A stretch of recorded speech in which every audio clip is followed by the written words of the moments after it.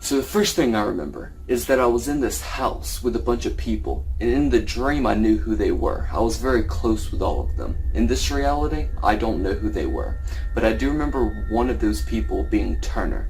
Turner is my best friend, so obviously I know him, but I didn't know, in the dream I knew everyone else there, but in this reality, thinking back on it, I'm like, who the fuck were these people?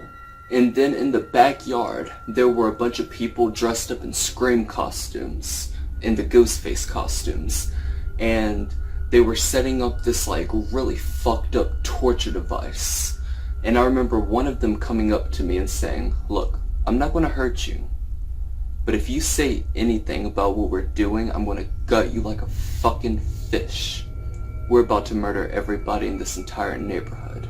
So the next thing that happened is that my dream shifts into a completely different scene where I am now on the other side of the house in the front yard, and there are like firefighters and there are police officers, and I remember telling either a firefighter or a police officer, look, Loki, there are some people in the backyard, they're building this really fucked up device and they're about to kill everybody up in the neighborhood. Somebody needs to do something right now.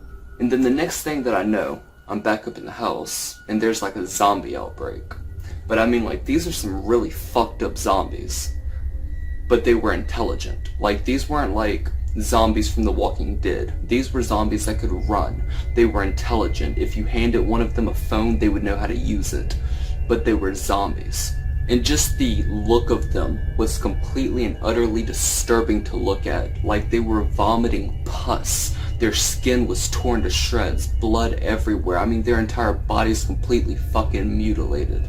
And they were just running all over the place inside of this house, like, trying to bite people. Because how it worked is that they would bite somebody, and then they would infect somebody with that bite, and it would take an entire month for the person to actually change into a zombie.